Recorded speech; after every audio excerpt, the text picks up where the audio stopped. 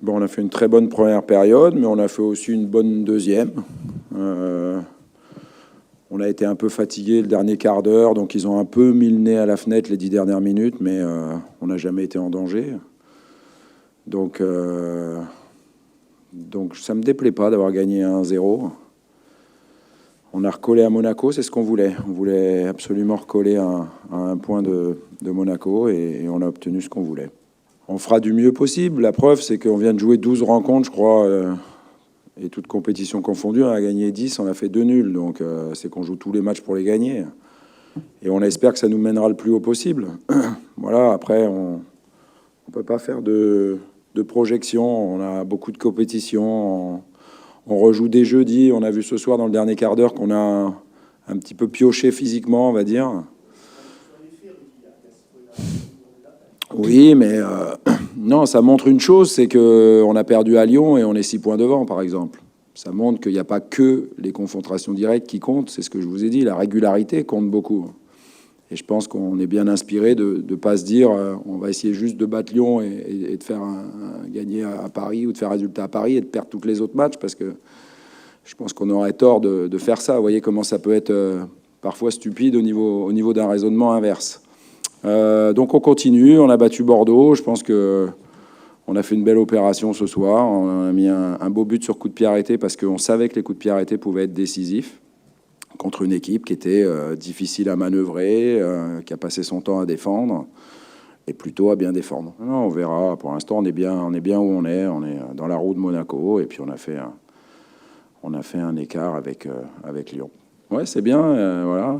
Quand il est un peu moins bien dans le jeu, il est encore capable, sur un coup, de marquer et puis du coup de nous permettre de prendre 3 points. Donc c'est bien. Il lui aussi était fatigué à la fin, mais c'est une bonne chose. On va dire que c'est sa saison. Non, mais j'ai bien aimé le contenu. Voilà. Je sais pas, peut-être certains diront...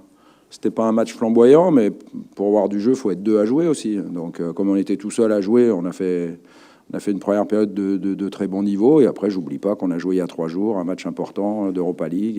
Et donc, du coup, on avait moins d'énergie pour le dernier quart d'heure. Mais les entrants nous ont aidé beaucoup, que ce soit Max, Clinton et Lucas. Donc, ils ont de nouveau donné du peps à l'équipe sur le plan athlétique. Donc il faut surtout bien récupérer parce que jeudi on enchaîne. C'est un match qui est pas encore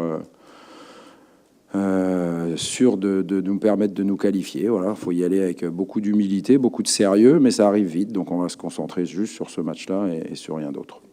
Non, je suis passé à Rome. Quand on est passé à Rome, on peut entraîner partout. Voilà. Non. Moi, j'avais envie, après Rome, de retrouver un public chaud, méditerranéen, voilà, parce que dans ces ambiances-là, on est capable de sublimer les joueurs les premiers. Et quand on obtient des résultats, c'est magnifique. Et puis quand on n'en obtient pas, c'est comme partout, c'est pas bien, quoi. Voilà, tout simplement. Pour l'instant, ça va plutôt bien. Dans la première demi-heure, si, parce qu'on s'est retrouvé avec un Dimitri qui a beaucoup dézonné. Et donc, on s'est retrouvé avec au moins 5 joueurs sur le côté droit. Mais bon, il y a aussi des avantages. C'est que dans le petit jeu, dans des petits périmètres, on est capable de développer du jeu, de développer des attaques.